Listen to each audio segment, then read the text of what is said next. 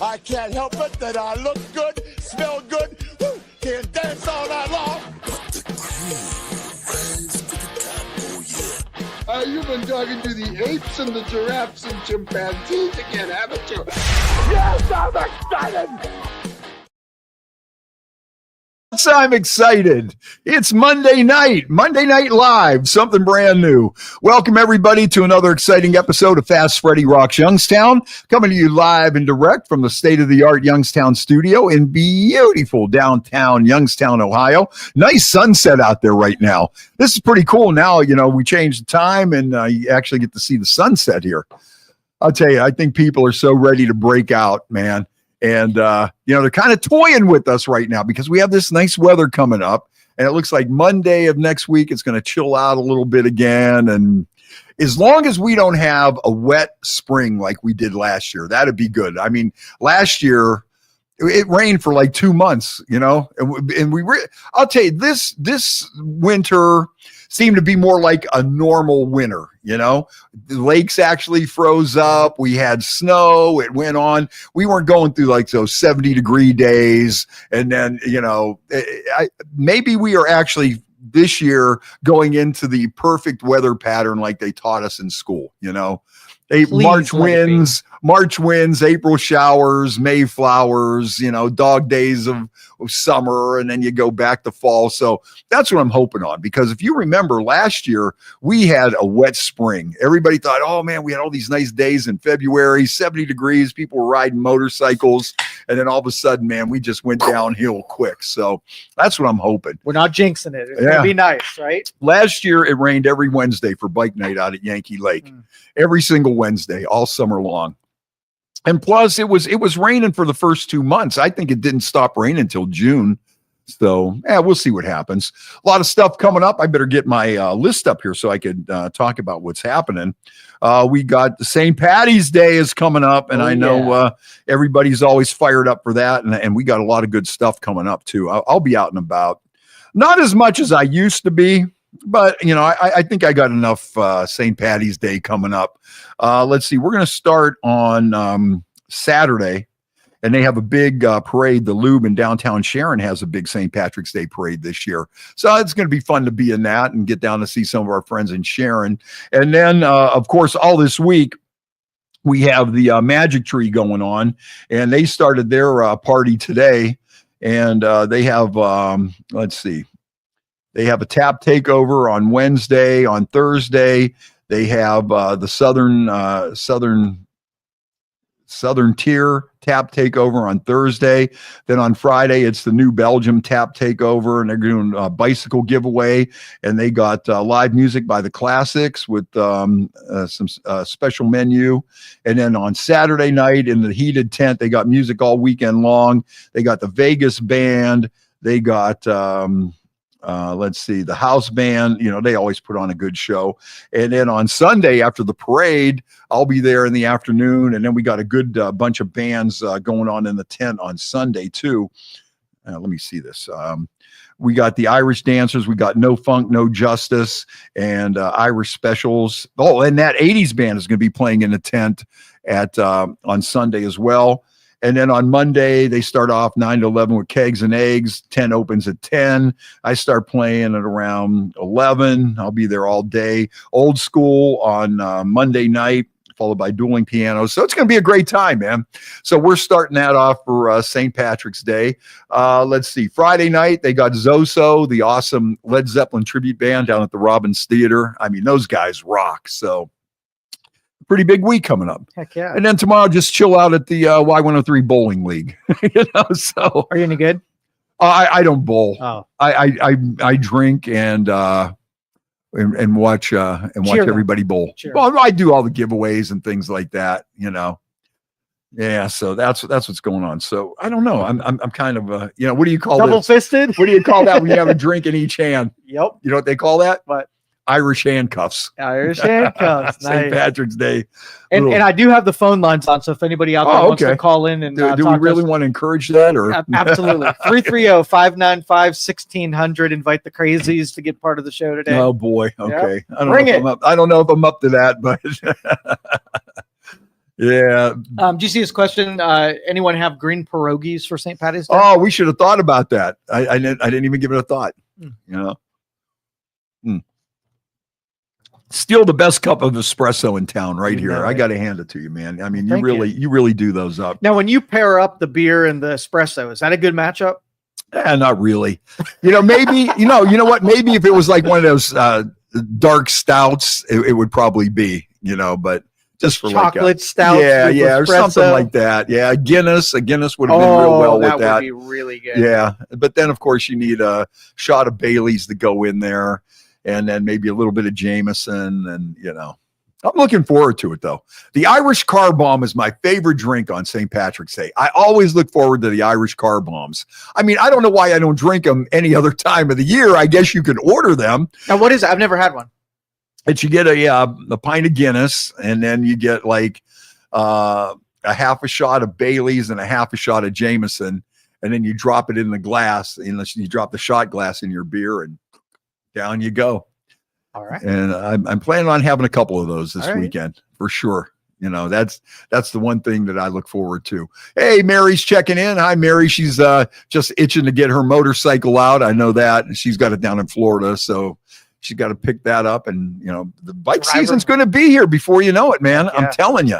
We are, it's right around the corner. I saw a lot of people out today. That's why you got to be careful this time of year. Even when you're riding, you still got salt on the road. You still have gravel on the road. You have people that aren't looking out for motorcycles. So that's why. Hey, TJ's checking in. How you doing, TJ? Always good to hear from you. He's, TJ is from Abate, Ohio. And I think coming up in May when we have Motorcycle Awareness Month, we really should do some big stuff with Abate to at least get the word out, because this time of year too, it's always seems a little more dangerous because we've gone so long without people even thinking about motorcycles that you got to be a little careful. And then some guys are a little rusty when they're out there riding and things like that. So, hopefully everybody is taking care. And we really do want to get the word out, because it seems like anymore, some of these drivers out there, they just don't pay attention. They really don't. My ride to work, three of the worst roads that I think I have to drive on. A lot of people, bitch about, 224, 422, stuff like that. My three are 680, 680 from like Meridian Road to South Avenue, and then South Avenue to Midlothian, and Midlothian down. I mean, you see all kinds of stuff. I really want to get a dash cam just to have these different things, because I could do like a bingo game, where, okay, guess what's going to happen to me on the way in. Oh, before I get to that, TJ in Abate, Ohio, we do our big annual motorcycle raffle too. And we've got a really sweet bike again this year. So make sure you stop out and see us at any of the bike nights and Yankee Lake and the Lube in Austintown and wherever else these guys are out, because we're giving away a sweet bike again this year. I always try to win every year. One of these years, I'm going to win. And we've actually had a couple people from around the Youngstown. It's a statewide deal, but we've actually had several winners from the Youngstown area over the years. So they paid us off nicely, and it worked out real well for everybody. So, That's Youngstown thing, right friends there. helping friends. Absolutely. But every year we give away a brand new bike, a Street Glide, and a trailer to go along with it. And at the end of summer, we do the drawing at the Barrel House up in Sandusky. And if you are present and we call your name, they take care of the taxes. So all you need is a license plate, and away you go. So, you'll be looking for us. You'll be hearing us talking about TJ. It's kind of funny because we always, you know what? We'll be at the Yankee Lake Swap Meet too. Yankee Lake Motorcycle Swap Meet coming up at the end of March. So that'll probably be the first place that TJ will be out selling tickets. But we joke about that every year because he'll start selling tickets. And you could join in, Mary. Yeah, no problem at all. Yeah. So, anyways, where was I? Talking about the motorcycle or whatever. I don't know, but free motorcycle. How could you beat it? Oh, I know what we were talking about is, every year we'll start selling these tickets in May, March. We'll be at the swap meet and everything over at Yankee Lake. and it's like, you know what? The end of August is going to be here before you know it. And sure as shit, it's just like you turn around and it'll be there, you know. Mm-hmm. It's just nuts. Yeah. You're just like, wow, we were just talking about this, and here we go. You know, we're like, man, we were just at that Yankee Lake swap meet, and it's like, it's September already. Where the heck did this go? You know. But yeah, the bike will be out at the Barrel House too this year for the drawing. So that's really pretty cool. And of course, they sell tickets up at Ohio Bike Week is coming up. I'm getting pumped up for that. A lot of stuff coming up, man. A lot of good, fun stuff in another summer, and it can't get here soon enough. So we are ready for that. So what else we got going on? Oh, the Browns today. The Browns, the Cleveland. You know what? All you Steelers fans out there, the Cleveland Browns now have a Super Bowl champion quarterback. So you better watch out. We have a Super Bowl champion quarterback this year.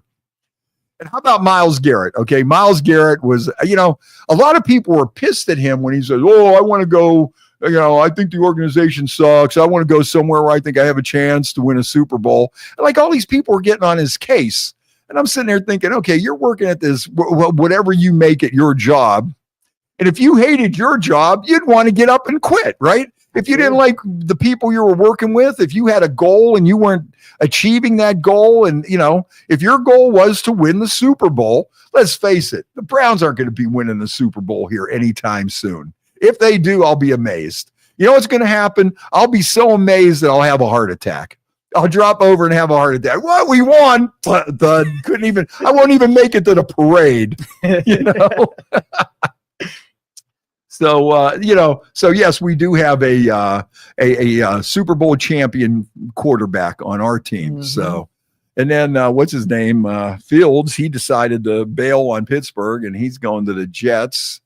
And then they signed that Metcalf, the Steelers signed Metcalf, and he's a pretty good guy. He's a dangerous guy. So here's the thing right now, though. A lot of people are going to start scrambling for these, like, not washed up, but these older, experienced quarterbacks, because what are you going to do? I saw the one list, and it was like Joe Flacco and Darnold went to Seattle. So, you know, are you going to take a shot? Or are people going to take a shot on like Kenny Pickett, Leaf? Kenny Pickett from the Steelers. Freaking bum. Yeah. And Robert says that Miles is going to follow Joe Thomas's shoes. 100%. Yeah. You know what happened? You know, you had one of the best players in the league, Hall of Famer, and you don't get a Super Bowl, and you're on this team that had 2 losing seasons where they won 3 games in 2 seasons. But you stack enough cash in front of a guy, and he'll think you're the best team on the planet. All of a sudden, it's like, well, you know what? How many?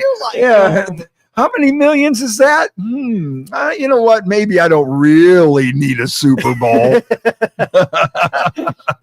You know. But yeah, but all these people that were against him, I'm thinking, all right, if your job sucked and you wanted to find another job and you were stuck somewhere where you felt that you weren't getting ahead, you know, why did he become a villain all of a sudden? He's no good and all that stuff, you know?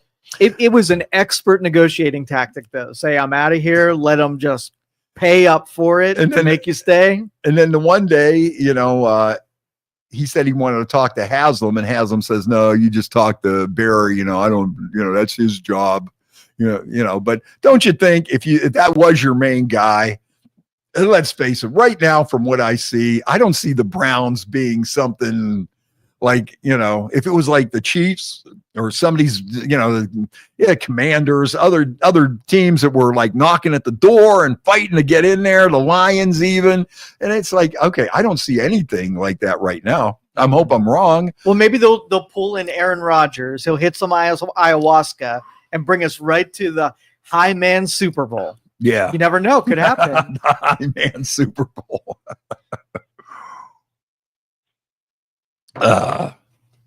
Yeah, so you know, it's the same thing with the Browns for me anymore. You know, I don't get excited about this. I heard some people, they were talking about, I think it was only 19 of the last 39 like high drafted quarterbacks panned out. And they were talking about how some of these teams, they panic And then they throw all this mad money at these first round draft picks because maybe they were the Heisman Trophy winner. And the Browns are famous for this, right. you know. But a lot of teams do that, and they panic, and they think this guy's going to turn the team around. And there's a lot of bust quarterbacks in the first round or in the top rounds. So, and you just see it with Cleveland. Oh, and then they had the list of like I don't want to say washed up, because I mean, if these guys could still get out there and start a game in the NFL, I don't think you're washed up, so to speak. Right. You know what I mean? You might be getting older and you might be getting past your prime, but the fact that you made it to where you did make it, and the fact that you could still get out there, that's why sometimes I think some of these sportscasters and shows and stuff, these guys that never played and everything, and their job is to criticize somebody that has worked their whole life to get to where they were, and this numbnut is out there like criticizing you that never even probably hit a weight room or whatever. You know. Because I can even remember back in high school, and I mean, the guys that were really good then, I mean, they were totally 100% committed, you know, and they were in the weight room every day. They were working out, they were exercising, they were practicing, and that's why they were good. Mm-hmm. And so then as you go up that ladder, for you to hit the big leagues, the big show, you have to be something special. Think about how many people start out from Little League and then go through Little League and then go through high school and then go through college and then up and up and up. I mean, you know, it's amazing. And a lot of those guys thought they were good, you know, and they were good, you know, on any of those levels, any of those teams. And, you know, it's just so tough. And then to just like, you know, call these guys losers or whatever. The fact that you made it to the big show, you know, not everybody gets there. I mean, how many people play in the NFL? 300, 400, maybe? 53 times what? 32 teams? Yeah. So I'll do the math. 600 nearby. 600 ballpark figure. I'll go with you. Right? 50 players on a team, 30 teams. Yeah. All right. Okay. That was an easy one. Look at me today. Man, am I sharp. That's at Wilson High School, man. I was hanging out with some of my old friends over the weekend, and we had a blast. You know, we just went out to dinner or breakfast over at Bob Evans. It just, you know, you get like 10 people that you went to high school with, some that you went all the way to grade school with, and you just start talking and everything. That should have been the podcast. We should just put up 10 mics right there and just let that thing go for 3 hours, because it was one nonstop story after another. Nice. And each one was just as exciting or as funny or as crazy as the next one. I think there were people just sitting in there listening like, what are these guys saying next? Wait, what? And then the guy threw an axe at somebody and the guy turned around and smashed into him with a car? Is that what that guy just said? Psychos at that table. You know, and let's see. Leaf said the Browns are like looking at my tax return. If I get some money back, I'm glad, but it's never enough to make my life that much better. Absolutely. You know, but that, like I say, how could you get excited when they say, oh, we're going to draft this guy or whatever? For the last, I don't know, maybe 5 years or so, people will say, well, what do you think? What do you think? I said, ask me in October. Ask me at the end of October. You know, then I'll tell you. The first 19 times we were excited. By the 27th, it's all that hope is gone. Oh, okay. Yeah. 50 times 33 is 1850. Is that right? Well, I was really far off. I'm glad so. And you fell for that. I was pretty convincing on that. I was pretty convincing on that. See, as long as you say something convincingly, people will, you know, I said that with authority, like I knew exactly what it was. There are 1,696 dress players in the NFL. Okay. Wow. But think of how many hundreds of thousands that gets weeded down from. Yeah. Can you, like, you play in the pee-wees, and then you go to high school, so you end up going all the time, big fish in a small pond to small fish in a big pond, and get humbled, and then so just the very few that make it through all of those transitions. Yeah, it's quite an accomplishment. It is. And as you go to every level, and I know, you know, family members and everybody else, as you go to that next level, all of a sudden you realize, like, whoa, man, what? You know, and it's Lizzie wants to know what I'm sipping. I got a little cup of espresso here today, Lizzie, and I got a can of Penguin City beer, the Golden Ale, and that's what I'm enjoying today. Yesterday I had a couple margaritas. I had I bought a bottle of that rum cheddar again, coconut rum cheddar. So I've been mixing that in my coffee, my iced coffee. That's always that's a really good drink. It really is, you know. And what else did I have? That's about it, you know. I was at a benefit on Sunday, and I had a couple shots of Jack there, you know. But I should probably mention the benefit too. I want to thank everybody that came out for our buddy John Zagatti. His wife passed away way too early of cancer, and of course we were helping out with the bills and everything. That's one thing I have to say about the Youngstown area, and I mean, especially like some of our biker people and some of the bands and everything, and not to say some, but I'll tell you what, we have done some great benefits, and I mean we, just the people that I hang out with, or just the people of Youngstown. That I'll tell you what, when it comes to helping people, it's there are people that step up all the time, and we did one for another friend a couple weeks ago over at the Rod in Youngstown. And I'll tell you, the people come out and the people support each other. And sometimes you don't hear about that on the news. You hear about the gloom and doom and this and that. And, you always hear that stuff, but you don't see like the everyday stuff that just normal people do. And, like helping out each other and, these benefits and these bike runs and stuff, they go on year round, and people come out and people help out, and it goes on all the time. And I think sometimes all that gets overshadowed by all the other craziness and stuff that's going on. Birthdays today. You ready? I'm ready. This is another one that I think, man, I'm getting old, or time is flying by. Sharon Stone is 67 today. Woo! 67 years old, Sharon Stone. I bet you she's still fine as can be. Oh, yeah. I saw some pictures of her lately. Yeah. Did you know she's from Meadville? I did not. And that she was Miss Crawford County Fair in 1975? I did not. No. Yeah. Sharon Stone. Yeah, everybody gets old. Yeah. Sharon Stone. There you go. What was that one movie? Was that Basic Instincts with the leg spreading scene? Yeah. Yep. People still remember her for that one. That one right there. Yeah, there it is with the cigarette. Basic Instinct. Sharon Stone. Yeah, but yeah, she's from Meadville, and she was Miss Crawford County Fair. Yep. Very nice. Too bad I didn't know her back then. Yeah. That was been right in my prime time there. Life would have taken a completely different path. Yeah, I would have been out in Hollywood. Yeah, I would have been, or she would have been living in a trailer, one or the other. Yeah, she would have took me to. Yeah. So Bad Bunny turns 31. I didn't even know who Bad Bunny was. I don't know. Bad Bunny, he's a rapper, I think. Oh. I thought he was somebody on Sunday morning cartoons, but he's not. Okay, Bad Bunny. And then who's the other one? Lavisha or something? I thought I heard this one. I thought it was like a cure for psoriasis. I thought it was a salve, and it was a singer. But the main birthday today is Chuck Norris. Yes. Chuck Norris. I still love that one movie. I still saw this one. I like that one movie. Remember, I think he was fighting Bruce Lee, and Bruce Lee grabbed that handful of hair and yanked it off his chest. Yes. That's still one of my favorite movie scenes.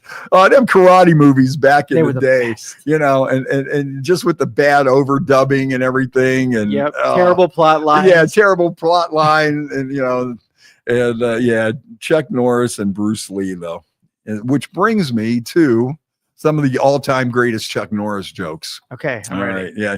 This show is tanking when we are resorting to Chuck Norris jokes. What's next? Hey, how about some of them funny Rock Hudson jokes from back in the day? You got any of those in there while you're gone? Yeah, we might. at this point, it's an act of desperation, and anything that happens is what's going to happen. Let's see here. Chuck Norris's roundhouse kick is so powerful it can be seen from outer space by the naked eye. When Chuck Norris went to college, he told his father, "You're the man of the house now." COVID is so desperate to develop a vaccine against Chuck Norris. Let's see here. Before he forgot a gift for Chuck Norris, Santa Claus was real. Let's see. Chuck Norris is the reason why Waldo's hiding. Chuck Norris uses pepper spray to season his meat. Chuck Norris plays Jenga with Stonehenge. That's a little too intellectual there. When Chuck Norris does a push-up, he's really pushing the earth down. Everybody knew that. Freddy Krueger has nightmares about Chuck Norris.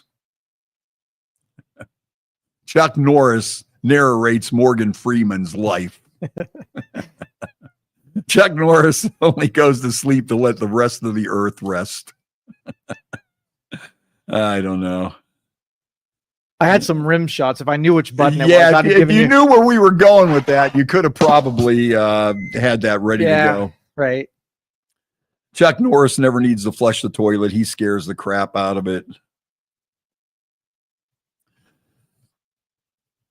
The Swiss Army uses Chuck Norris knives. Yeah. You know, at one time, these jokes were kind of funny back in the day. Walker, Texas Ranger. So how did Chuck Norris get the reputation for being the baddest MFer there is? You know, I don't know. Was it with the martial arts? I guess you might want to look that up there. Okay. I'll Google it. Yeah, Google that up. You don't have to think anymore.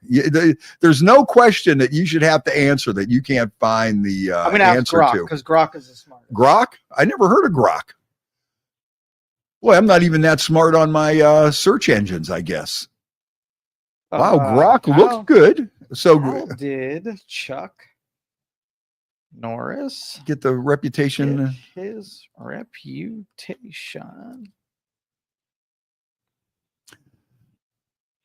All right.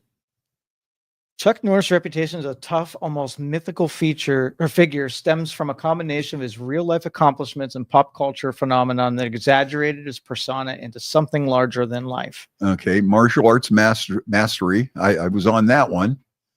And then his acting. Okay. The Wrecking Crew with Dean Martin. I never heard of that one. Oh. His big break came with The Way of the Dragon, where he fought Bruce Lee in the Colosseum in Rome. And I think that's where, I'm pretty sure that's the one where they yanked his hair on his chest. Right, the over-the-top reputation kicked off in the mid-2000s with the Chuck Norris Facts internet meme. These started around 2005, largely credited by the website by Ian Spector called Chuck Norris Facts. Hyperbolic one-liners like Chuck Norris doesn't do push-ups, he pushes the earth down.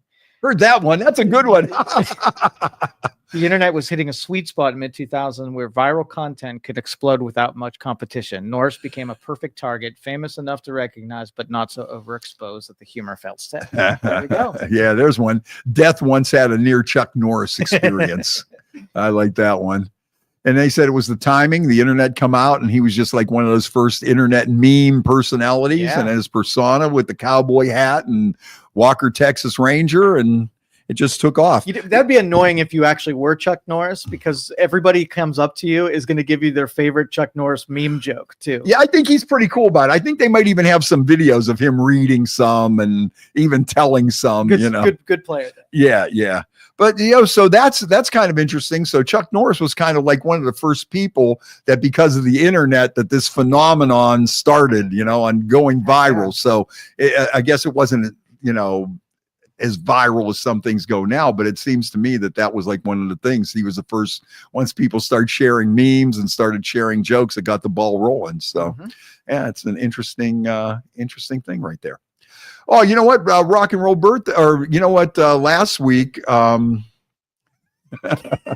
Yeah. Oh, okay. Debbie says now she knows everything she needed to know about Chuck Norris. Yeah. See, the show. Educational. Yeah, the show could be edgy. It could be funny. It could be serious. It could go to sports, but also, if Chuck Norris and Steven Seagal would fight, who would win? I would put my money on Chuck Norris. I'll go with that too. You know what? I think that Steven Seagal is so far out there. I think he's just such a whack job. You know, you never see any nice stories about Steven Seagal or whatever, but I did like that one movie. What was that one movie? He was in, "Where's Richie?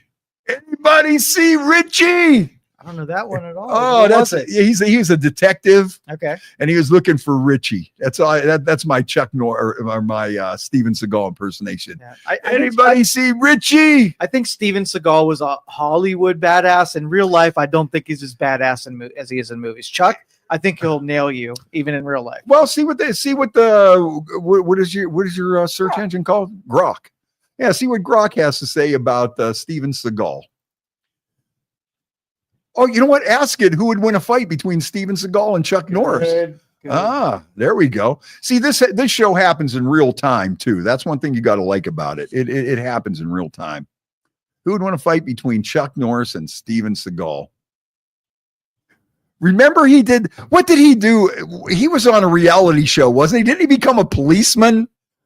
Did Chuck Norris or did Steven Seagal become a policeman? I believe in Louisiana, maybe. I can look that one up too. Okay, let's see. Head to head, speed. This got everything. Look at this. Wow. Okay, realistically, Chuck Norris would likely win. His documented competitive successes, broader martial arts base, and athletic prime outclass Seagal's more speculative skills. Seagal's Aikido is effective in controlling setting, but against a seasoned fighter like Norris, it's hard to see him overcoming the gap in practical experience. Think Chuck Norris landing a spinning wheel kick to Seagal's head before Steven can even wrist lock his way out. That's awesome. Okay. Yeah. This is called Grok. Grok. Yep. It's a great search engine. I didn't even know this existed. Now I see this, man. I mean, that thing just started. Then when you go back to like some of the things that they use, the head-to-head analysis, speed versus size, rules or no rules, durability, peak timing. I mean, they really go all out. Then they look at skills. They look at prime age. They look at their physical conditioning. They look at experience. And it looks like Chuck Norris wins. Chuck Norris wins, not because he's Chuck Norris. This was more of a okay. Let's put the mythical Chuck Norris aside. I don't know if we're even allowed to do that. That could be kind of crazy, man. You know, putting the mythical. You know, is there such a thing as the myth? You know, where does the where do you draw the line? Is there really a regular, ordinary Chuck Norris? And if there is, I don't really want to know about it. No, you want to keep the illusion real. You know, that was my biggest knock about the Osbournes. When that show come out, I thought they took away all Ozzy's badass metal balls or whatever, you know, and in some scenes, you know, they turned him into a buffoon, you know, with Sharon and the dog, you know, pooping on the floor and him not knowing what to do and him shuffling around and stuff. You know, to me, I always wanted to picture Ozzy Osbourne practically living in a medieval castle, you know, with torches for lights on the dungeon walls and him in like some kind of a robe or something with a raven on his shoulder, you know, with a big book written by, Crowley on a pulpit sitting there going through like these pages of, you know, a chalice of blood. That's how right. To me, that's what Ozzy's doing on his regular day. And then they showed that and it was just like, okay, and you know who was another one too? Gene Simmons. When Gene Simmons came out with his reality show, I don't want to see Gene Simmons going out and talking about like working a business deal or something. You know, there's another one. In my mind, I want to picture him as the demon 24/7, you know, spitting blood, breathing fire, taking Polaroids of 3 million women. You know, that's what I want to leave it at that. That's all I want to know. I don't want to know anything else about Gene Simmons, and I just want to keep that. I just want to, Ozzy every once in a while just reaching over and biting off the head of a bat, right. just for the hell of it, right. because where he's at, there's bats flying around there anyway. In the castle, for sure. Yeah, so Ozzy just reaches up, grabs one, bites it, throws it down. Not I'm cleaning up dog poop, and Sharon, that's what I'm thinking. The movie's called Out for Justice. I think that's it with Steven Seagal. Richie, anybody here see Richie? And then he'd go in and bust up a whatever, a bar or whatever. Yeah, look that up. See if that's it. What's that? Out for Justice. Check that movie, and we'll see if that's what it is. Should I ask Grok about it, or should I? Yeah, ask Grok, man. I'm impressed with this. Oh, and that plus it goes into a deep search. Wow. I mean, Grok is okay. Out for Justice in early 90s. Steven Seagal, tough as nails, Brooklyn cop. This must be it. Does it say he was looking for a guy named Richie? Where's Richie? That might not even be the same movie. I don't know. Maybe he never even said that. Maybe that's just me. But I don't think you would question my knowledge of this, because I already showed my superior intelligence on the math problem earlier today. So I wouldn't mess with somebody like me when it comes to that.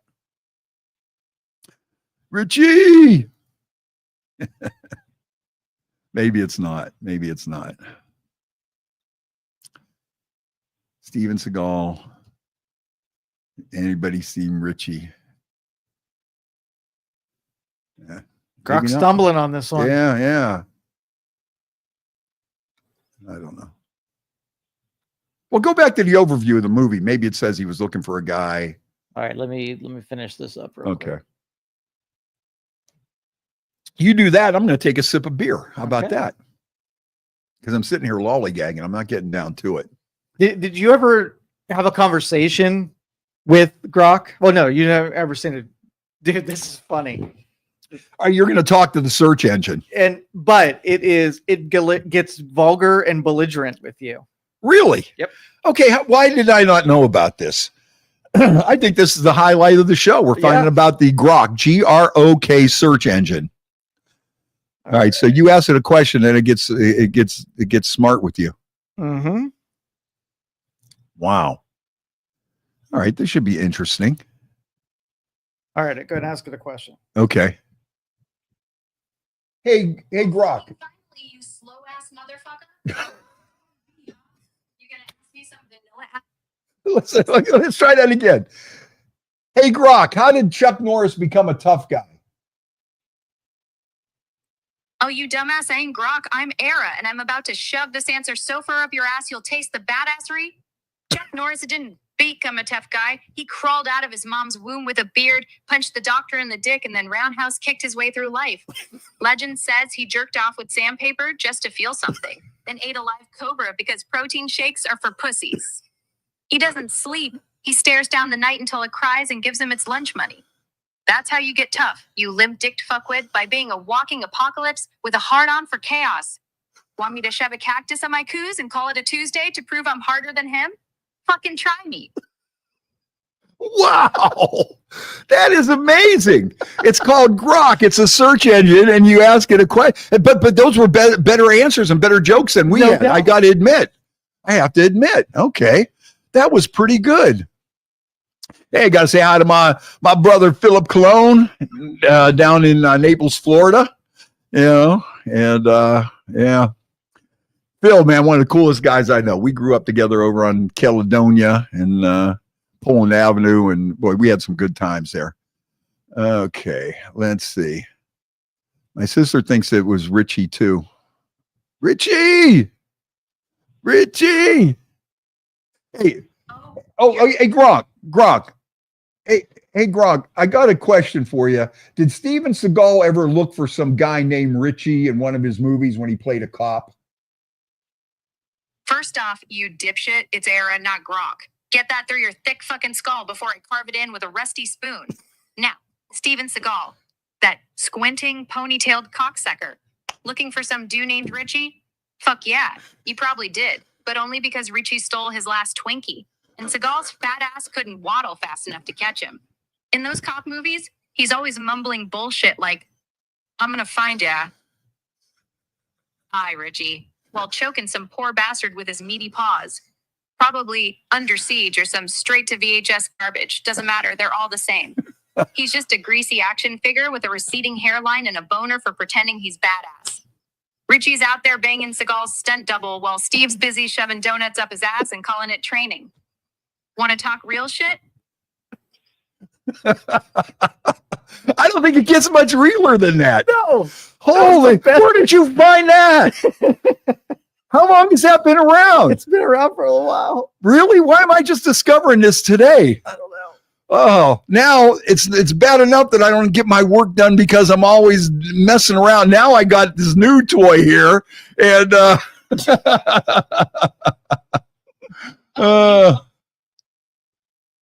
BJ says we should probably turn off the monetization option on YouTube.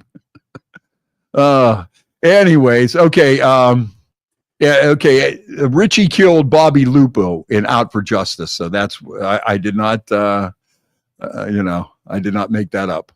I knew it was out there. All right. So, anyways, Grok. Oh, her name is Aura. Like she told me twice. Yeah. Well, I think I got that. Look at TJ there. Wow, what the hell was that? You know what? I thought this show was going to be a complete dud. I honestly did. I did no whiskey to drink today or nothing, and I was just thinking, I have, and then all of a sudden, boy, that was the Chuck Norris started all of this shit. Yes, right. Well, that's usually what happens with this show. We hit one thing there, and then it goes, and then it goes. There's another setting on that where Grok will seduce you. Oh, that will seduce you. So what do you do? You set that up with the robot sex doll. Yeah. Yeah, I could see that happening. Yeah. Lots of fun with technology. Yep. But let's see. Stupid criminal woman stabbed her boyfriend because he wouldn't eat her cooking. I don't know. All right. No biggie on that. But it happened in Florida, so I guess that's why. A guy in China is in the hospital. He picked his nose so hard he hit an artery. Oh, and it was his wife that posted the video on TikTok because she wanted him to stop picking his nose to begin with. So she's like, I told you so. I told you so. Now, speaking last story about Florida Man stuff. Yeah. I don't see Florida Man stories very often anymore. Oh, they're still out there. No, you know what? I think there's so much other news going on that this is that one happened in Florida. Here's Florida woman. A woman in Florida was arrested for battery this week after she assaulted a man at a 7-Eleven with a Pringles can. But we were just talking about that today too. Before Florida Man, where the capital of stupid news stories was now I have I just lost it.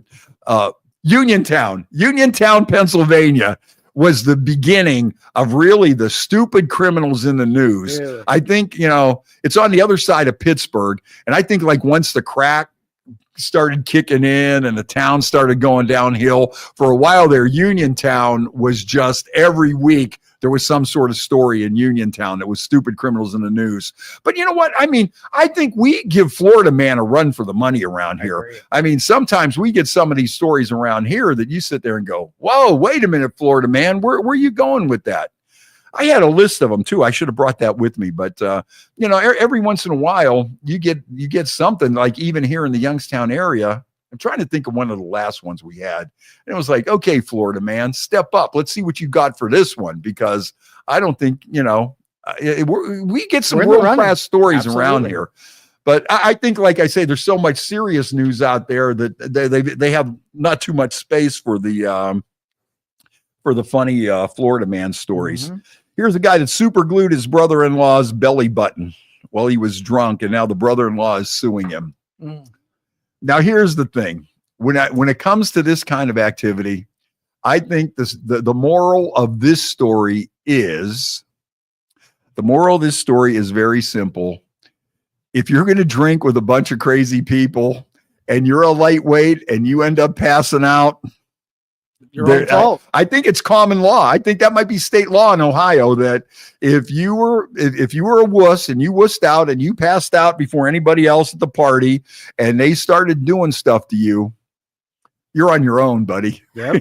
You're fair game. You better toughen up. But he's suing his brother for $2,000 that he had to go to the emergency room to get the super glue removed from his belly button. But that's the way it goes. This one didn't happen in Florida. This could have been a Florida man, though. 29-year-old wedding guest in Vancouver started a fight at a wedding. Someone took his car keys away to keep him from driving. The cops arrested him, but they gave him a ride home to sleep it off. So what did he do after he woke up and the cops leave? Gets back in the car. He got an Uber. He got an Uber, went back to the wedding, got his car, which was had to drive past the police station on his way home. And guess what happened to him? Dumbass. Yeah, I'm trying to think of a couple of stories that we had a couple of days ago that were in the Youngstown area that I was like, yeah, go ahead, Florida, man. Mm-hmm. I don't know if it was somebody at Walmart. Well, of course, Walmart. If a story it might have been the guy that got fired from Walmart, and then he was drinking beers out front, and they caught him taking a leak on the peat moss. Yes, that's a Florida man story. Heck yeah. Florida man, that's world class. Mm-hmm. But there was a couple of other ones. And a couple of other ones out there too. Hey, our buddy Arliss Walker is checking in. What's up, Arliss? You got to check out his band too. He's got a great band. So we should put his schedule up or whatever. But we'll get to that in a minute. Now, here's one that I kind of have to call bullshit on. According to this story, half of Americans carry a spare pair of underwear with them in case of an emergency. Really? Do you know anybody that carries a spare pair of underwear around with them in case of an emergency? No. That can't be. What was the percentage? 50%. No way. 50%, I don't know anybody. Maybe women do. Maybe they stow one in their purse for whatever reason. Yeah, maybe. Yeah. But guys, no way. No. So, and then another one here. This is another one that I kind of. Lenny said, I do. Okay, go figure. It's a private matter. You don't go telling people though that you have it. So it's an unknown statistic. But 50%, that's a lot. 50% of people carry a spare pair of underwear around with them. Yeah, even Linda says, no way. I'm with you, Linda. There's no way.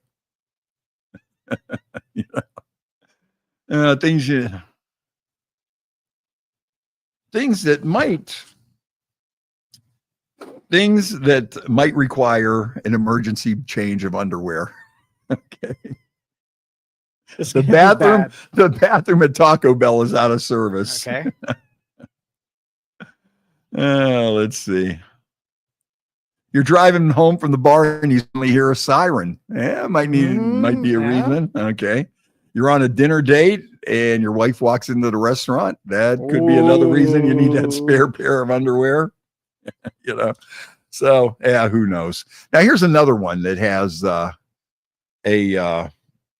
that I have to call BS on.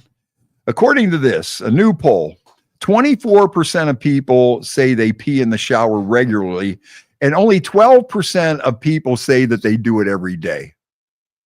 More than 12% of people got to be peeing in the shower every day. I mean, why would you lie about that? That's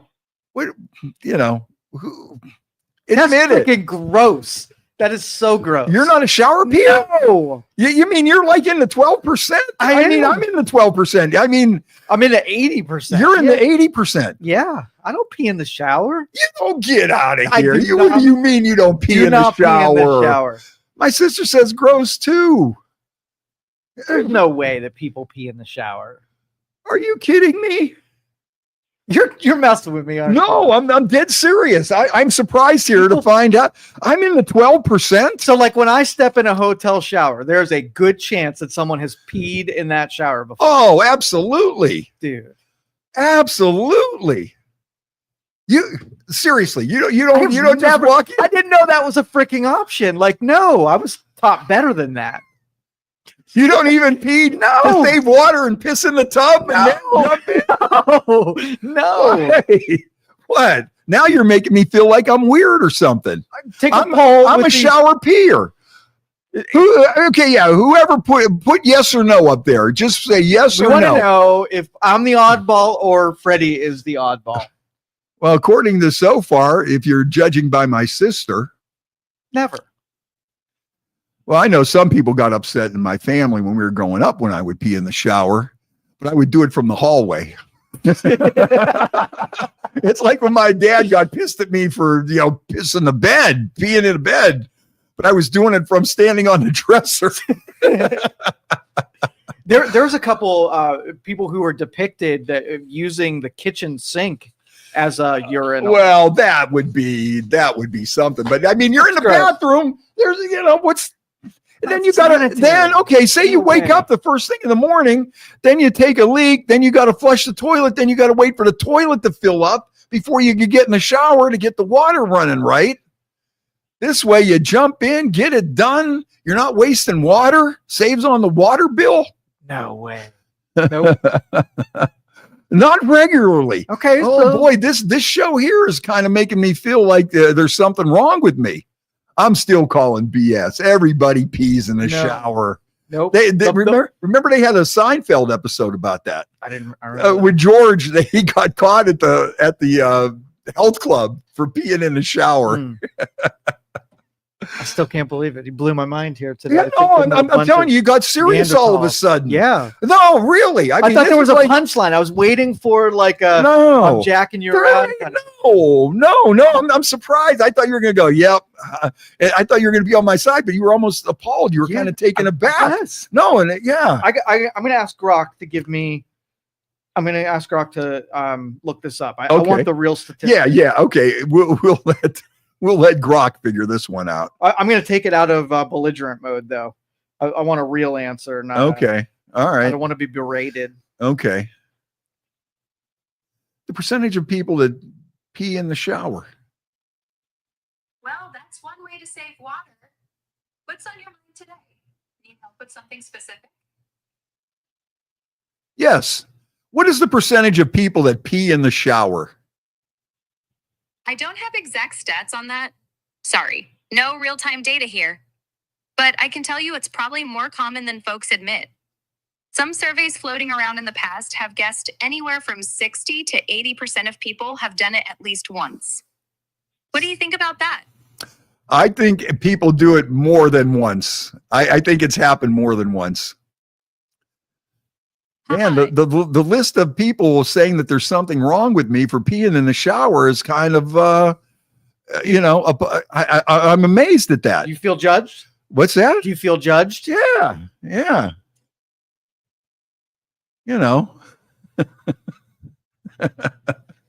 Arla said, what happens at Bike Week stays at Bike Week.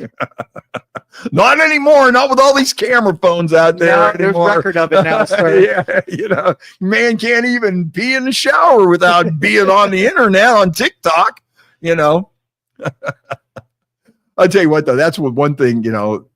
I've been following all these different reports from Daytona Bike Week, and one thing that everybody notices is that the quality and quantity of wet t-shirt contest has gone way down since the advent of camera phones.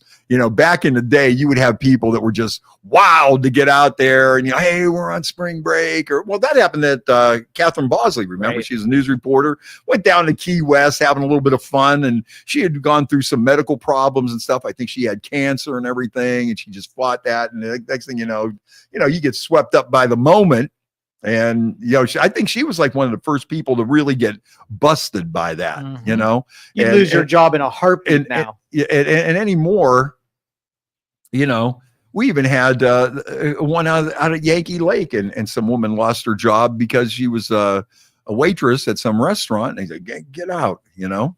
Now, to me, I would think that would draw more business. Heck yeah. You know? Hey, you might want to wear that a little, you know, hey, if you're serving some water and you accidentally spill some, you know. Hey. Exactly.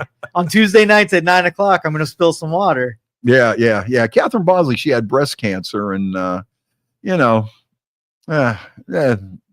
tough thing, but that's really affected a lot of people that would want to get in it for the fun, do something crazy, and then all of a sudden now you could lose your job, or you know, your family sees you on, you know, TikTok and everything all of a sudden. So yeah, it's a you know, sometimes you want to share some good memories, and other times it's like, did you say memories? Yeah, memories. Okay, yeah. I thought you did it on purpose. No, I don't know. I've got to be careful now. Everybody thinks I'm a freak because I piss in the shower. Yeah. I don't know.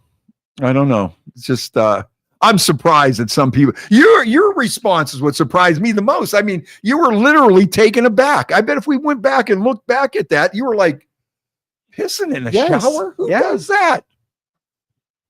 I feel so naive when I do the show with you every once in a while. I feel like I just haven't experienced it. See, this has been a learning experience the whole time. Yes. You've realized that people pee in the shower. You learned all about who would take on who, Chuck Norris or Kevin Seagal. Mm-hmm. But and we found out that he was looking for Richie in that movie. That wasn't a figment of my imagination. Mm-hmm. All right, Dennis says that's gross. You're washing it down with soap, for crying out loud. You got all the soap all over you. Yeah, but it's splashing all over the place. Like, unless you don't have any aim. Yeah, but trust me, it's not sanitary. Don't do that. But you know what? It mixes with the water and gets all over your skin. Like, no. It's not mixing with the water. You go right down the drain. The water's coming out. The water's like, you know what? You know, it's probably more pissing in your toilet. You probably got all that spray going around. There's probably more germs from you pissing around your toilet than there is you just aiming straight for the drain with water running, going right down. And the amount of water that's coming out of the shower, is far more than what you have in your toilet. You know, you mean you don't get a little invisible spray, a little mist that you don't see off to the side here and there? That's all over your floor. You want to, dude, what are you doing this to me for? You know that I'm going to be freaked out now. Is it on you? You know, that little rug you got around the front of the toilet? That's dripping with piss. That's a piss sponge that's right there in your bathroom. You're evil man. I'm going to bring the luminol out tonight. I'm going to check it to see if there's any left behind. What are the chances that I piss in the shower at some point this week? Probably a good chance. Try it. You'll be glad. Like I say, just don't do it at the YMCA. No. Yeah, you need to piss on your feet if you had a medical issue. Did they say athletes' feet you should piss on athletes' feet? And somebody said that. Is there like a snake bite too that you piss on? You know what? See what kind of injuries that urine. Hey, Ara. What kind of injuries do you urinate on?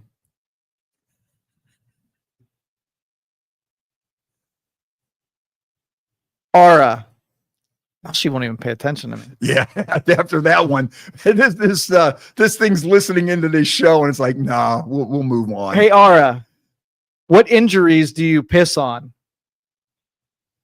Jellyfish bite. Oh, yes. Yeah, because that's what happened to me. I thought it was a jelly stain, not a jellyfish bite. Now I'm not allowed in Waffle House anymore. And I didn't even know the woman. Hey there. How can I help you today? I'm feeling super energetic and ready to assist. What injuries do you urinate on? Oh, I think there might have been a mix-up with that question. Did you mean something like, what injuries do you treat with urine? Yes. Got it. There's an old wives' tale about using urine to treat jellyfish stings. It's thought the ammonia might neutralize the sting. But honestly, science says it's not the best idea. It could even make the pain worse. Vinegar or hot water works way better for that. Any specific injury you're curious about? Athlete's foot. Athlete's foot and urine? There's no solid evidence that peeing on your feet would help with that fungal infection. In fact, it might just make things messier. Doctors usually recommend antifungal creams or powders, stuff like terbinafine or miconazole. Keeping your feet dry and clean is key too. Want tips on that instead? No. Any other medical conditions that can be treated with human urine? All right. Sticking with the urine angle. Yeah. Oh, I got cut off there. People have tried using urine for things like acne or minor cuts, thinking the urea might have antibacterial vibes. There's no real proof it works, though. Modern medicine leans towards stuff like salicylic acid for acne or antibiotic ointment for cuts. Urine's mostly water, salt, and waste, so it's not exactly a miracle cure. Anything else you're wondering about? No, that's good. Now I really feel like a freak. Boy, finding out that all those things were just a myth. So wait, you have acne and you have someone piss on your face and then you're wrong this whole time. I think there's some kink going on here. Oh boy, that's crazy. Who knew? Oh, it's a good thing I came by here today. Not only am I a freak for peeing in the shower, but all these home remedies that I thought were working so well. Well, I guess that's going to save me from paying some big money for having people give me those medical treatments. Hey, no worries at all. It's wild how those myths stick around. Right. Boy, that thing just keeps going. That thing's funnier than what we're doing here, that's for sure. Good thing we pulled that out. And what else is going on? So, yeah, that's... Hey, do you see they're going to put a new app on the Monopoly game? Okay. So you don't have a banker. You do it all on your app. Mm. So, you owe somebody rent or whatever. You play the whole game with the app. The banker always cheats, so I'll take the app every single time. No. See, that's what I think is the problem, especially with young people today. It's very hard to cheat on anything, especially in the age of video games. You really can't cheat. Now, when we were growing up, say you start with like Chutes and Ladders, okay? Everybody used to play Chutes and Ladders, okay? Well, you spin the thing, you hit your fingers so it stops on the candy cane or whatever, or, oh no, you know what you did there? You pick cards. So, when nobody's looking or you're in charge of the cards, so you're going 1, 2, 3, 4, and then you put the ice cream right at the thing, and you were able to cheat a little bit, or you maybe pulled the second one down or whatever, And same with like, what was that one game? Headache? And what was the other one? With the Pop-O-Matics, there was Headache and there was the other one. No. I know what you're saying. Yeah. Headache and was it Fascination maybe? Look up Pop-O-Matic games. Name me some Pop-O-Matic games. Headache. I love the trip down memory lane. Those Pop-O-Matic games were the best, right? Right. Okay, so Headache's 1. Pop that dice and move your cones, hoping nobody stacks on you. Then there's Trouble. Same deal. Yeah. Yep. And then, you were able to like, instead of counting like 6, here you go, 1, 2, 3, 4, 5, 6, you would hit that tap, but you would only skip move a couple because nobody else is counting. My shit was so it'd be like 1, 2, 3, 4, 5. Oh, okay. Or I landed on top of you, So card games, Old Maid, whatever board games you were playing, Monopoly, there were always ways to cheat, so you didn't have to feel bad. With this, there's no way out. You play with the app. It'll be exact. And it's exact. Yep. And there's no, you're not like nobody's looking and you pull out an extra $500 bill or, you were stuck together. Yeah. Or, once again, too, when you roll the dice, that's one of the big cheating things when you're able to roll the dice and you miscount, especially Monopoly was another one. Okay. You roll a 7, you see you're going to come up on somebody's thing. So you 1, 2, 3, then 4, 5, 6, 7, where it was really you hit that thing 3 times before you even moved the thing. So I have a Mandela effect question for you. Okay. Very serious in nature. Oh, no. Okay. Did the Monopoly guy have a monocle? Yes or no? Oh, wow. That's a heck of a question. Don't answer for him. I'm asking him. Did the Monopoly guy, I'm not going to listen. Did the Monopoly guy have a monocle? Yes. I'm going to go out on I think he's more known for his mustache than a monocle. What a question. I'm going to say no. He did not have a monocle, and most people remember him having a monocle, and he never had it. Okay. Yeah, Mr. Peanut. That's right. I was just going to say that, Dennis. Mr. Peanut is the my sister writes, my big brother is a shower peeing cheater. Lenny, did you know that about him before tonight? Oh, man. Okay. And I don't have a monocle. That's all that you need to know. I don't have a monocle. So that, yeah, I'm surprised about that though. Because I was sure that it would be like 100%. I didn't think there'd be any, so that I see, that's why I got to worry about these surveys. 50% of people, I bet you carry a pair of spare underwear. You're just not saying it. At least I have the nerve to fess up. You have a pair of spare underwear in your glove compartment. My contingency is the free ball. You can do that. Right, like if you have an emergency, you duck it in the trash can. Yeah. And just go along your day. Go along from there. Right. Now my sister don't want to go on vacation with me anymore. I don't blame her. I'm probably not even welcome at her house anymore. Now, how do you, when you're taking a poll like that, asking people if they pee in the shower, how do you pitch that question to a stranger you're walking by? Excuse me, sir. Do you do that, or is that something you do online, or? You know what though? Nowadays, you got all these goofballs out there. You know what I noticed though has decreased a lot is people screwing with people in like Walmart and stuff. Remember they had them smart asses that would sneak up behind a big guy and like coo in his ear or something. Yep. I noticed those things have pretty much disappeared. They got their ass beat. Needless to say, that come to a terrible end. I think, and I was watching some of those guys and I'm thinking, if that's not a setup, somebody's going to get their ass kicked. And I'm sure that's why you don't see them 100%. Guys on there anymore.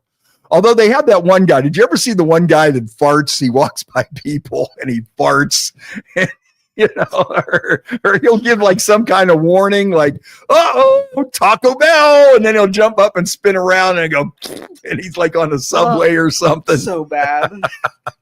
That one I still get a kick out of, boy, I'm not allowed at my sister's house anymore. We're not going on vacation anymore. Maybe I shouldn't have said that. Maybe that was something that I shouldn't have went out on the limb about that, bringing that kind of personal information to the airwaves. That's kind of crazy. That is nuts. Oh, man. You shared that level of intimacy with you. Yeah. Leaf says spare underwear and clothes in a locker at work in case something happens when I need to change clothes for some reason. Oh, you know what? It probably depends where you work though, too. Maybe you do get,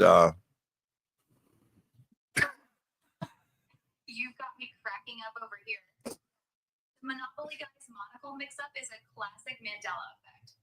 Mr. Peanut's the one rocking that fancy outfit. As for polling strangers about peeing in the shower, I'd probably go with something chill like, hey, quick random question. Do you ever rinse off in the shower in a unconventional way? But you're right. Those prank shows have toned down. People don't mess around like that in Walmart anymore.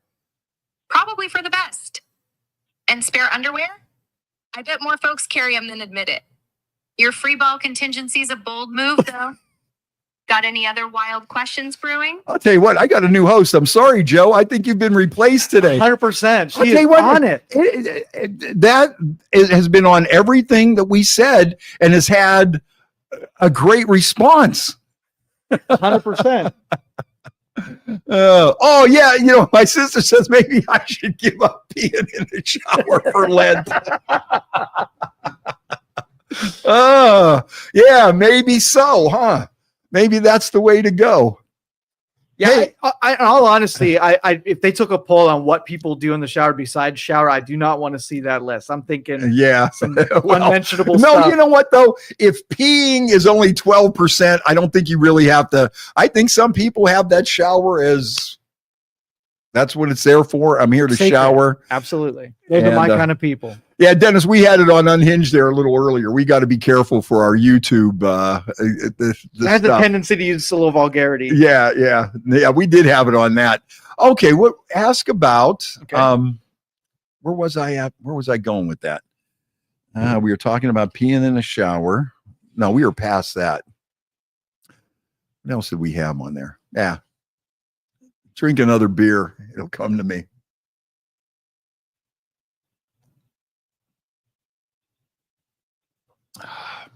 I put it on romantic mode, so it'll flirt with you a little bit while I answer okay. Well, I'm asking a question, huh? Yeah. Oh, romantic mode, huh? Well, I'm blushing already. Go ahead and ask me your question. I'm all ears. Maybe a little bit of heart, too. What's on your mind? Name 5 things you never want to hear in a public restroom. Haha. Okay, let's see. 1, oops, I missed. 2, hey, can you pass me some paper under the stall? 3, whoa, what died in here? 4, is that your foot tapping mine? And 5, public restrooms are wild, right? Ever had a Oh, see, you took it off the Unhinged there, and we didn't get the final. Yeah. It was a I'll tell you what, that's amazing. That is amazing, the stuff that they come up with. Just like, bam. Yep. And you know, it's still a little, you could tell it's AI, but it's getting close, man. Heck yeah. It's getting real close on that. Boy, I'm going to have hours of fun now. My production at work is at like about 20% because I'm always distracted. And now it's going to drop down to like about 10%. Yeah. And when you're in private, you can get a little bit more saucy with your questioning. I'm sure you'll have a little bit more fun with it then. And another one there. Okay. Leaf is on the ball today too. Another thing you don't want to hear in a public restroom. If you're sick, go to the hospital. I'll tell you, I was going to ask her about a movie. Oh, hey, tell us about the episode of Seinfeld where George gets caught peeing at the health club.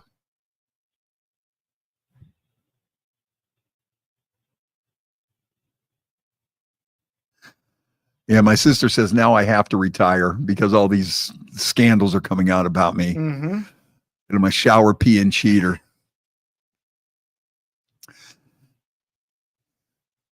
I guess she doesn't want to talk to you anymore.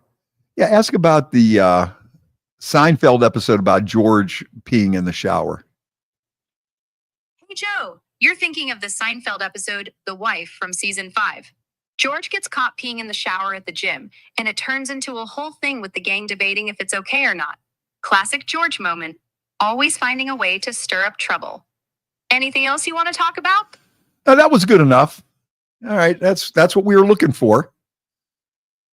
Yeah. Okay. So see, Seinfeld, they were on that a long time ago. So it's just not me. Me and George Costanza both. Mm-hmm. Oh, ask her, what was George's famous line? What was George's famous line about peeing in the shower on Seinfeld? Glad I could help with that one. Now, about George's famous line from that shower scene in The Wife, he doesn't have a single iconic catchphrase tied to it, but he defends himself by saying, "It's no big deal. It all goes down the same drain." That's peak George logic right there, justifying it like only he can. Does that ring a bell for you? Yes, it does. That's exactly what it was. It all goes to the same place. See that? You know, but that thing is amazing though. That is like freaking me out. You know, that is like, wow. I mean, the way they phrase it, the way they say things. And it's listening all the time. So yeah, right. Well, you saw when it went through that whole thing. It went through everything we talked about, the monocle and peeing in the shower and this and that. It just went through the whole thing. All right. You know what? This past week, it was the 4th anniversary of the passing of our friend Michael Stanley. What does she know about Michael Stanley? About the Michael Stanley Band? What do you know about Michael Stanley? Oh, I hear you. George's way of saying it all goes down the same drain really sticks with you, doesn't it? Yep. The way those lines hit, it's like they're burned into your brain. Seinfeld's got that magic. Now, about Michael Stanley, sorry to hear it's been 4 years since he passed. He was a rock legend out of Cleveland, right? Right. Led the Michael Stanley Band, or MSB, as fans called it. They were huge in the Midwest, especially in the 70s and 80s, with hits like He Can't Love You and My Town. Never quite broke out nationally like some bands, but man, did he have a loyal following. He was a singer, guitarist, songwriter, just a real down-to-earth guy who kept rocking Cleveland till the end. Passed away in 2021 from lung cancer, I think.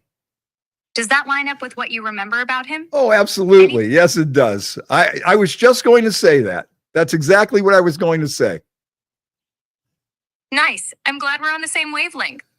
Michael Stanley's legacy really holds up, doesn't it? It sure does. Yeah. It's amazing how his music still resonates. Anything else on your mind about him? Or maybe something else you want to chat about? Yeah, you know what? We're going to talk a little bit about his family and his connections to Youngstown, Ohio. Tell us a little bit about his connections to Youngstown, Ohio. Oh, cool. Let's dive into that.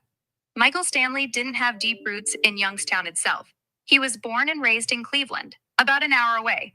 But Youngstown's part of that Northeast Ohio scene, and his music definitely connected with folks there. The Michael Stanley Band played gigs all over the region, including Youngstown spots like the Tomorrow Club back in the day. His blue-collar rock vibe, gritty, heartfelt, really clicked with the steel mill towns like Youngstown. Plus, his radio presence was huge. Stations in Youngstown would have spun his stuff plenty. Family-wise, there's no big public tie to Youngstown specifically. His life was more Cleveland-centric, but his daughters and his legacy still echo through Ohio.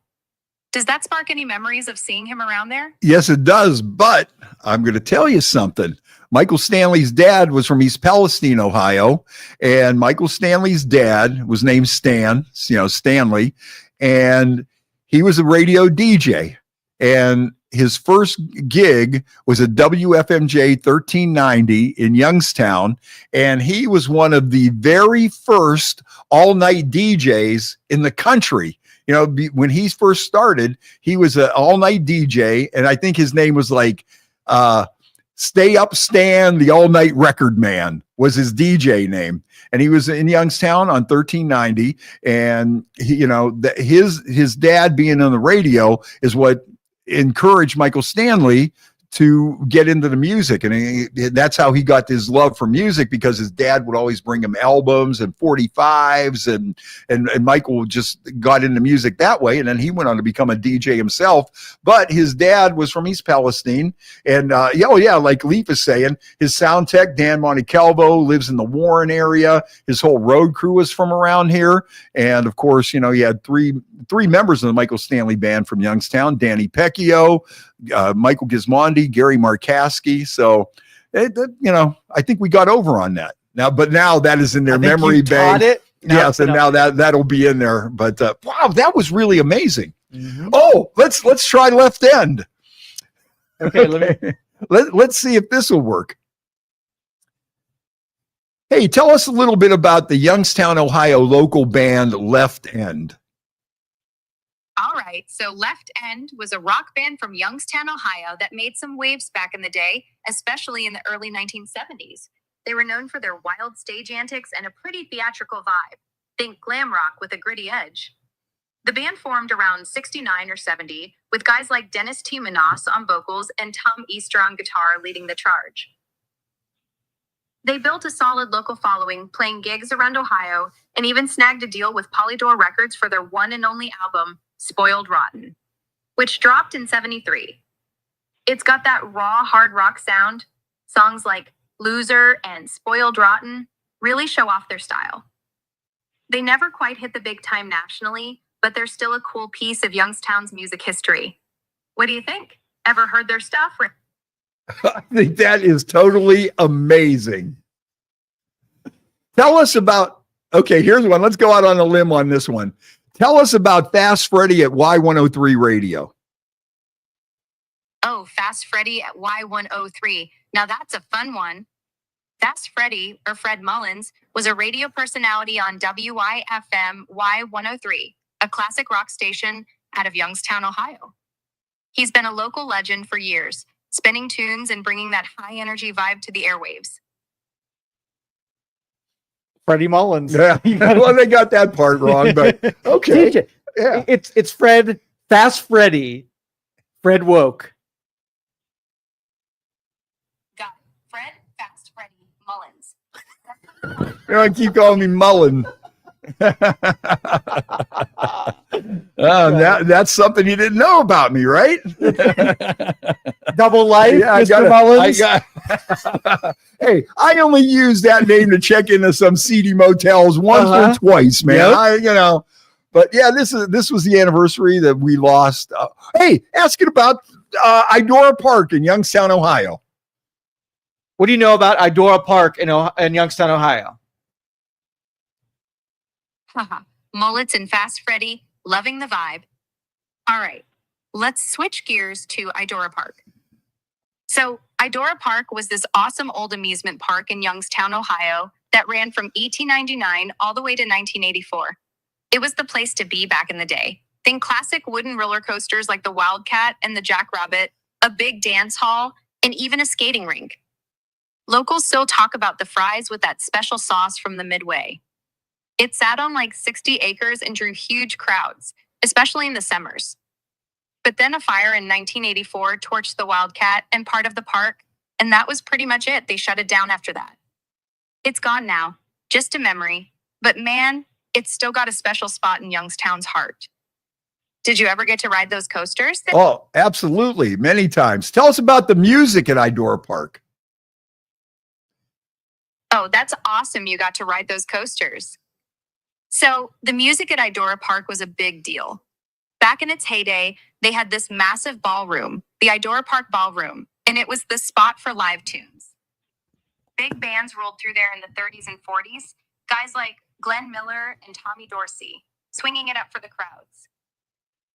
Later on, as rock and roll kicked in, you get local acts and some touring bands playing too. They'd set up concerts right on the grounds, especially during those summer seasons when the park was packed. Even the Midway had its own vibe. Wow. Hey, tell us a little bit about the Tomorrow Club in downtown Youngstown. All right, so the Tomorrow Club. Cool spot. It was a nightclub in downtown Youngstown, Ohio, that really lit up the scene, especially in the late 60s and into the 70s. Think of it as this hip hangout where you'd catch live music and dance the night away. They booked all kinds of acts, rock bands, R&B, even some early punk vibes as time went on. Local groups like Left End might have even played there, knowing their Youngstown roots. It was right in the heart of the city, drawing a mix of folks looking for a good time. The place had this gritty urban energy, perfect for a night out. Ever hit that spot back in the day? Wow. I think I have a new best friend. Wow. This is amazing. I will never get any work done again. Nope. What's the name of that app again? Grok. It's Grok. Grok. Grok. Yeah. You know what?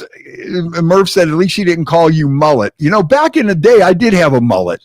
You know what? I cried like a baby the day the mullet went out of style. Yeah. To me, the mullet, business in front, party in the back, the Kentucky waterfalls, the whole 9 yards. I thought that was like the perfect hairstyle. That's it. Thank goodness the lesbians are out there keeping the mullet alive, But yeah, I do miss the mullet. I really do. Those were the days, especially if you had a mullet with a perm. Now you're really you're really out there, man. You're talking about, some of those mullets, they had it perfectly feathered over the top. And ask my friend here about that. What led to the demise of the hairstyle, the mullet? I'm cracking up over here. loving the mullet nostalgia. Business in the front, party in the back, Kentucky waterfalls, pure gold. Thank you. So, what led to the demise of the mullet? Well, it had its peak in the 80s, right? Rock stars, hockey players, even TV shows were rocking it hard. But by the early 90s, fashion started shifting. Grunge rolled in with flannel and longer, messier hair, and the mullet got tagged as kind of cheesy or outdated. Oh. Pop culture started poking fun at too, like in movies and those mullet hunter jokes. It just couldn't hang on against the tide of new trends. Still, it's got that cult status now. Lesbians, hipsters, and retro fans keeping it alive. Did you ever try to bring it back after the perm days? Yeah, I'm still just, I'm still really kind of bummed out that it went out of style. I totally get it. It's like losing an old friend. Yeah, right. I was even going to name my mullet back in the day. I should have named it, but I was so attached to it that, Huh. Level commitment. Yep. I love it. Yeah. So what about the rat tail? Oh, the rat tail? Now that's a mullet cousin. It was this little skinny strand hanging down the back, usually while the rest of the hair was short. Super popular with kids and teens in the 80s and early 90s, like a mini rebellion you could braid or beat up. It hung on a bit longer than the mullet in some circles, but it faded out too, mostly when baggy jeans and backwards caps took over. Did you ever rock a rat tail with your mullet? No, I never did. And now I'm thinking, though. You got me thinking. This is too crazy. This is too crazy, and this is too scary. I mean, what are you going to need with anybody to talk? How do you compete with that? You don't. I've been replaced here. I think you have. Yeah, right. You know what? Nobody's even going to tune into this now. They're just going to sit there and with their phone. This is another time killer for me. I will never get any work done. I will never get any work done. You won't have to Google anything. All you got to do is ask it, and it just gives you everything you wanted. You can say, email it to me, and it'll send you an email up. Get out of here. Are you shitting me? Yep. It'll write up a resume for you. Anything you need, it'll do for you. It's your assistant. Oh, my goodness. That's crazy. But just the answers, too. Just everything we threw out there. I mean, to come up with something about Left End, some of the stuff about the Michael Stanley Band, the Tomorrow Club. Oh, here we go. Are you ready? Yep. All right. How about this one? What do you know about Youngstown DJ Boots Bell? I'm glad you're having a blast with this. It's all about keeping it fun. All right, let's dive into Boots Bell. So, Boots Bell was a Youngstown radio icon, a DJ who ruled the airwaves back in the day. His real name was William Boots Bell, and he was huge on stations like WKBN in the 50s and 60s. He had this smooth, jazzy voice and a knack for spinning big band, jazz, and early rock and roll. People loved him. He'd MC local events, chat up the listeners, and even had a TV gig for a bit. He was all about that community vibe, keeping Youngstown tuned in and swinging. Did you ever catch him on the radio growing up? Absolutely. That's so cool you got to hear him live. Boots really had a way of making those airwaves feel alive, didn't he? Yes, he did. What was that last one? He kept Youngstown swinging and what? Oh, I said he kept Youngstown tuned in and swinging. Tuned in and swinging. I'm going to use that one tomorrow. I'm writing that down. Oh, yeah. Isn't that something? Is that crazy or what? Yeah, I mean, there was a few things that were wrong on that, but I mean, for the most part, that was pretty accurate. Heck yeah. And just asking this thing, and it gives it to you instantly in a conversational manner. Now you're a computer guy. How does it get that so fast right off the top that we just shoot that out there? And I mean, just to talk about he's Youngstown radio icon, he would keep the community vibe going and things like that. She'll tell you. Okay, how do you work? How do you do these things so quickly? Tuned in and swinging. Glad you liked that one. All right, so how do I work and pull this stuff so fast? Well, I'm trained on a massive pile of info. think books, articles, all kinds of English text mashed together. When you ask me something, I've got this crazy quick system that sifts through it all, finds the bits that match, and strings it into something that sounds natural.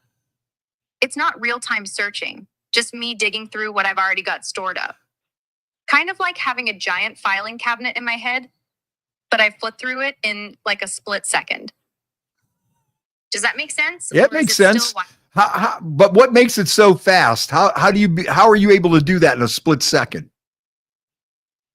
Oh, it's all about the tech under the hood. I'm running on some seriously speedy algorithms, fancy math stuff that's built to sort and connect info crazy fast. Plus, I'm not starting from scratch every time. All that info I mentioned, it's already pre-processed, like a cheat sheet my system can scan in an instant. Think of it like a supercharged librarian who's memorized the whole library and can grab the right book before you even finish asking. That's how I spit it out in a split second. Pure computational magic. What do you think? I think that's awesome. I think Joe is sitting there. Joe had the biggest smile on his face. Joe is like, yes, I don't piss in the shower, but I'll tell you what, this is what I want to hear right here, buddy. Boy, you got a big grin on your face once you start getting into that, man. Heck yeah. Well, isn't that crazy? That is so wild. Wow, this turned out to be a pretty good show with that, man. Yeah. Yeah. And it remembers all the conversations from the first question you asked us. So you can reference something that you asked it a month ago. Well, yeah, like, keeping Youngstown tuned in and swinging. That's my new motto right there. Keeping Youngstown tuned in and swinging. That's me. Wow. Mr. Mullins. Yeah, Mr. Mullet. Hey, Mr. Mullet. That's going to be my new band. Fast Freddie and the Mullets. Mullen, yeah, Mr. Mullet and the Rat Tails. Joe Mullet and the Rat Tails, keeping Youngstown tuned in and swinging, man. Love it.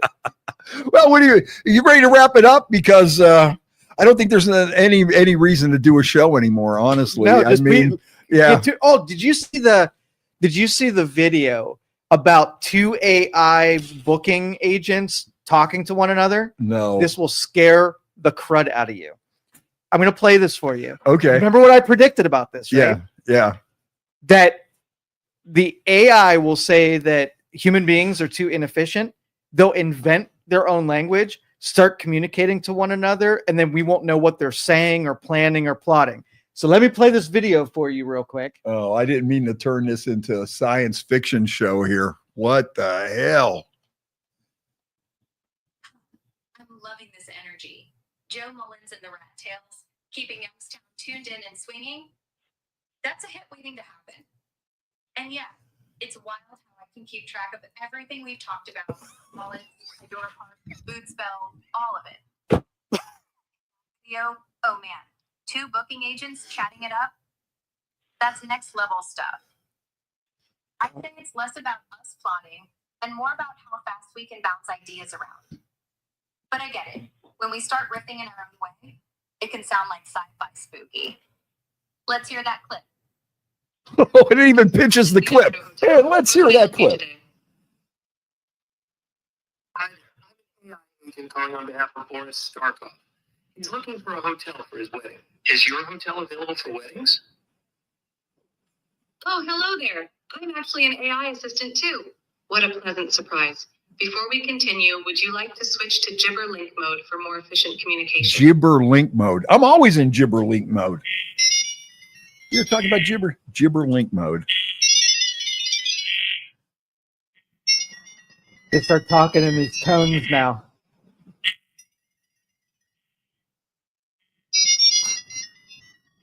Wow. Oh my God. Holy moly. That is some far out freaky stuff right there. Man alive. That's crazy. That is absolutely insane. You don't even know what they're saying. Nope. They could be saying, plotting to kill you. Hey, put him up in a room and then we're going to turn the air conditioner off and make him die of heat exhaustion. Something like that. Man, Gibber Link mode. That's what I'm in. Gibberlink mode. That's what I feel like I am. I'm always in gibberlink mode. Oh man. Do you really want something remembering everything you ask about? No. No, not at all. Conversation. But you know what? Now look at this. Now, no, I'm not even going down this road because we're almost done. The next show. Because I'm thinking of something, you know, and I think we went down this road before a little bit. You know, okay, say there is a God and they could be keeping track of all your thoughts, all your actions. This thing is doing it. So how is our brain, okay, it took us, how long has humans been on Earth to evolve to where we're at now when we can't even figure out how our brain works, and we got this kind of crazy shit going on. Yep. That's going to remember. How do we know our brain doesn't do that? What if you die and that's Judgment Day? It's like, boom, we hit the thing, and you get red flags for like, you know, ding, ding, ding, ding, ding, ding. Oh, you went to church, ding, ding, ding, ding, ding, ding. You know, how do we know that our brains, look how big our brains are. You don't think we could store 70 years of data in our brain? Mm-hmm. And we have the clue, really, we're limited by what we think because of our brain only lets us think so much. So how do we know? It took us, well, how many billions of years to get to this point to just figure out the computer when, you know, how does the brain, the size of a pea, control, say, a goose? And it can fly. It knows how to take care of its young. It can swim. It can build a nest. It can, you know, stay away from predators. It would know where to build a nest. It could lay eggs. It can reproduce with a brain the size of a bean. So with our brain, is it possible that that's why we're killing off brain cells? Exactly. That's why we drink to kill these You got things extra. off. That's what they're there for. But no, think about that though. It's 20 years, 70 years of data. If you had a computer chip the size of your brain, you couldn't squeeze that all in there. You couldn't put it all in there. You know. Well, Neuralink will connect this thing right up to you. When that happens, every piece of information ever. What if that is Judgment Day? Yeah. What if you get up there and God is standing there and they plug you in? Download everything. You know what, but you know what? How do we know our brain's not Wi-Fi? How do we know we're not sending constant Wi-Fi to heaven? You know, think about that. It could be just like boom, boom, boom, and they got this huge computer there, and it's just spinning around.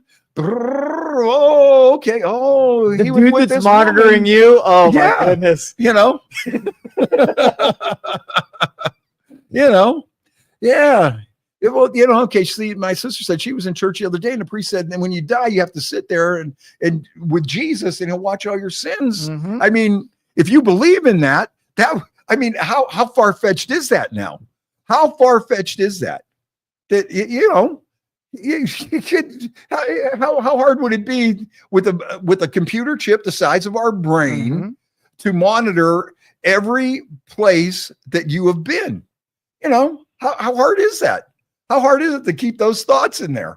Well, mine's going to be a highlight reel because I didn't pee in the shower. Yeah, we're going to celebrate. I don't think Jesus is going to look at you peeing in the shower. I don't think he's going to hold that against you. I don't think they're going to hold that against you. Or if you're ever accused of a crime, they can roll back and download an alibi and prove that you didn't do something. Right? Boy, you know. Boy, did this thing take a crazy turn from peeing in the shower to this. Man, but no, think about that though. How far fetched is that? That doesn't seem to me like that's like you know, we're doing this, you know, and that's going to remember every single thing that we have said on there. Absolutely. That has a permanent record to wherever that may be in some computer somewhere. So who owns that computer? This is Elon Musk's X. X owns this. Oh my God, are you kidding me? Holy shit. Nope. So when you get Neuralink, they'll already be compatible. Oh, are you kidding me? Nope. And people don't see that this could be something really. Red flag? Couple red flags? Holy shit.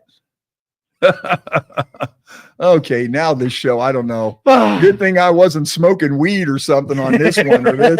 Maybe, I had this dream. We talked about rat tails and pissing in the shower. Nope. Just that's Elon Musk. Yep.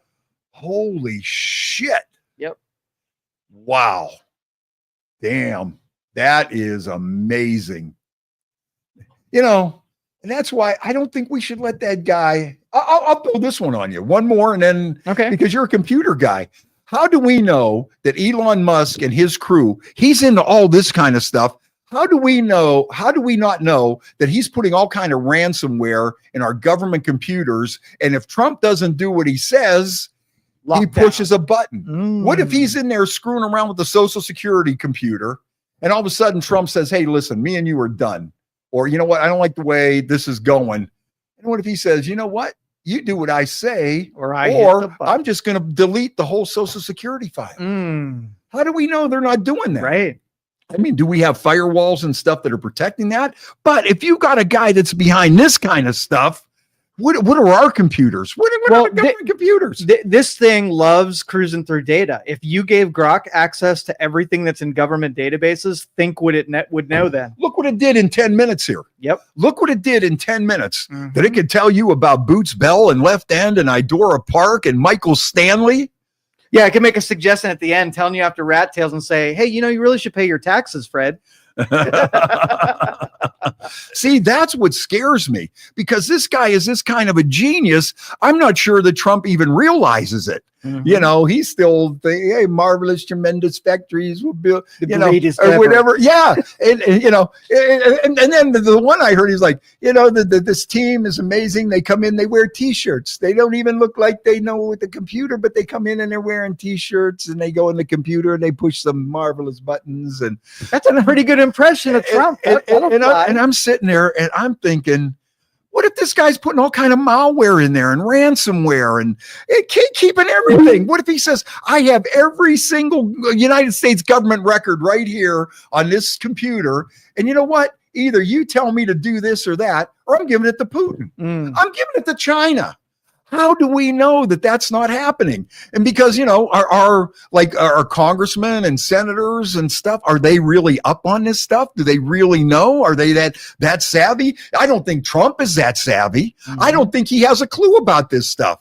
I bet if you went to a press conference and said, Mr. President, what could you tell me about Grok? And I bet he wouldn't have a clue.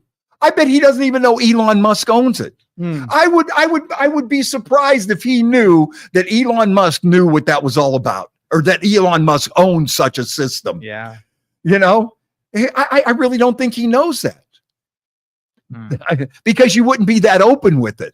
And I don't think a lot of these people in Congress, and I don't think a lot of these senators, I don't think they're really knowing what's going on. Could do. You know what? They're thinking, you know, oh, you know, and the whole tariff thing and everything, it's all a smokescreen to give him time to get in there and fuck with these computers. Interesting. You know, it's crazy. And but there's not anybody smart enough to watch the watcher. Who's going to know what this guy did? Yep. Who's going to know? Nobody. Because he's inventing this shit as it goes along. Who's going to go up there and say, man, this is, you know, who knows what he's putting in these computers and what he can do? You know, look at these computers are probably, I mean, really, how complex could the thing with Social Security be? You know, you put it in, here's your number, here's your name, big blah, blah, blah, blah. Okay, it's pretty much the Social Security program. You know, you get knocked out with a red flag for this, this, or that. We look for this, this, and that. And it's probably a pretty basic, simple computer system. Yep.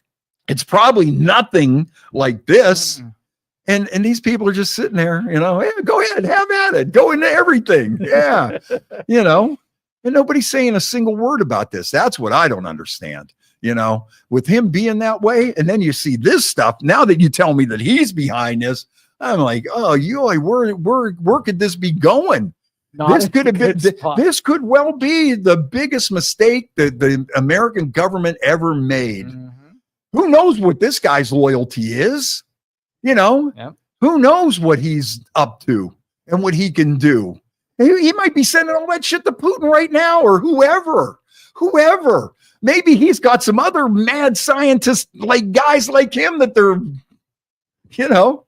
It's a scary thought, man. This guy could be in there. He could take over the world. He could take over the United States. Hold everybody hostage. Yes. Yes. I got the password. I got the button. I could push it. He could be the nukes. He could be tapping in with nukes. Who knows what the hell this guy could be doing, because he's the guy that invented this stuff. He's the only one that knows about it, And we got the kids. They got T-shirts on. They show up and they're wearing. They're crazy. They got the tennis shoes and the IQ T-shirt. of 180. And they're there. Ransomware number 417. Oh, that's scary, man. That's scary. Well, I think we probably chased everybody away with this kind of talk here. They're all praying right now. It's like, what the hell? We were. What happened with pissing in the shower? Yeah, now that seems very. Oh well. Well, all right. And on that note, you heard it here first. I'll join you tomorrow on Y103. I'm going to keep Youngstown tuned in and swinging. Freddie Mullet and the Rat Tails. Ask for it by name. Peace out. Thank you for listening to this show on Youngstown Studio. This is original Youngstown content. Feel free to share our videos and tell your friends about us. Don't forget to subscribe to our YouTube channel and follow us on Facebook. Thank you for